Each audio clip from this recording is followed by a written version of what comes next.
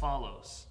And this is the 34th chapter of Deuteronomy, the 12th verse. It says, Ulchol hayada hazaka, and by all the strong hand, Ulchol hamora gadol, and all of the great awesomeness, Asher asam Moshe, that Moses did, le'enei kol Israel, in front of the eyes of all of Israel. These are the final words of our entire Chumash.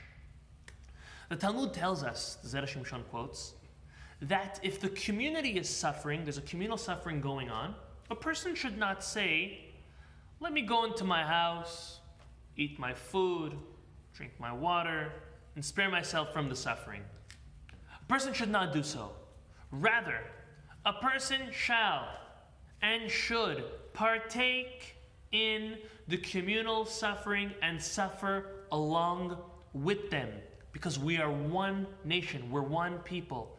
We cannot have another Yehudi suffering and us not caring about it. We need to care and feel and even suffer along with each and every one. The Talmud says, you know who we learn this from? We learn them from Moses. Really? When? The Jewish people are out to war with Amalek. Did Moses go out to fight? No. He went to the top of the mountain to overlook. You know what he did? He raised his hands up to the heavens and prayed to God. May I ask you, does God accept prayer if your hands are down, if your hands are by your chest, or do your hands need to be up? The Talmud says, you know why Moses put his hands up? Because prayer is obviously accepted no matter where your hands are, up, down, to the side, in the middle. You know why he lifted his hands? He lifted his hands in order for him to feel the suffering and the pain in a similar fashion the way the Jewish people were out and feeling the suffering and pain out at war. The Torah tells us that Videh Moshe kevedim, Moses' hands were heavy, and Aharon and Hur had to come and help him hold his hands up. Moses was suffering. The Torah tells us when Moses' hands were going down, Bnei Israel were getting weaker. And when he raised his hands even higher, Bnei Israel were winning. It was obviously in prayer. But why did Moses raise his hands? He raised his hands in order to feel the suffering, to be part of the communal suffering, as the Gemara tells us. And the Gemara goes on and says further, one who suffers with the community, one who feels the pain from every Yehudi, will have the merit of enjoying the final salvation along with the entire community. Specifically, one who feels with the rest. The Zera Shimshon says this is all hinted to at the end of our Torah. The final words. What does it say? Ulchol hayada hazaka. What strong hand are we talking about Moses? We're talking about his strong hands when he raised them. And what are the words, the last words of the Torah say? Le'enei kol Israel. To the eyes. It was witnessed by all of Bnei Israel. When was that? That was when Moses raised his hands at the top of the mountain, Zera Shimshon says. All of Israel saw that. You know what Moses was doing more than praying? He was teaching them this most important lesson in front of everybody. That when others are suffering, suffer too with them. Feel it with them. Don't go home and say that's their problem and it's not mine. We're one family, we're one body, we're one soul. We are one.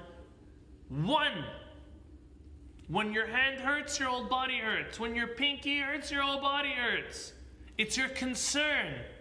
When you make all of Klal Yisrael your concern, that's it, you've reached a new level.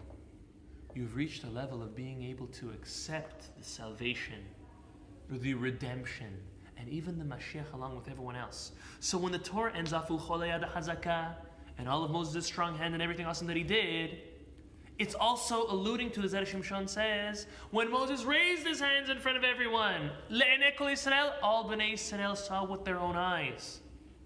Because he taught them this most important lesson. Now, we know that the end of the Torah connects to the beginning of the Torah, the Zera Shimshon, amongst others, say.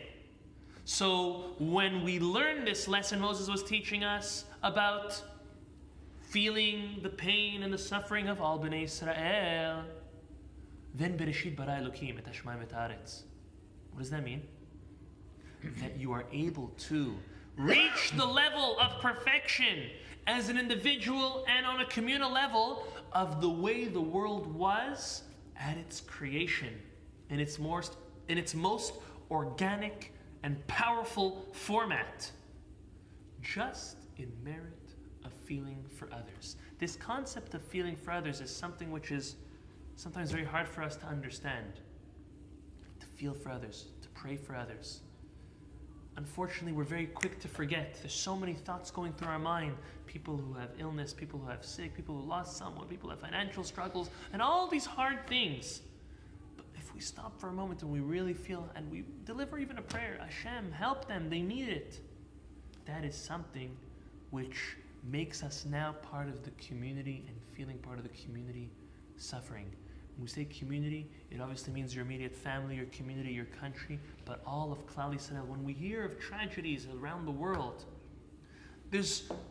on one hand, we feel there's not much we can do. On the other hand, just feeling sorry and delivering a tefillah or taking on something extra in merit of that person, that means now you are being part of the community. And when you're part of the community, the merit and the potential you have now is exponential.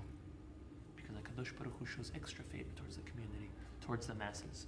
May HaKadosh Baruch Hu bless us. That there's no suffering, no hardship, not individual and not communal. But in the event that it comes along, for us to turn on our brains, flick that switch, for us to be part and attached to it in order to give merit to all those involved and also to ourselves and our families. Amen.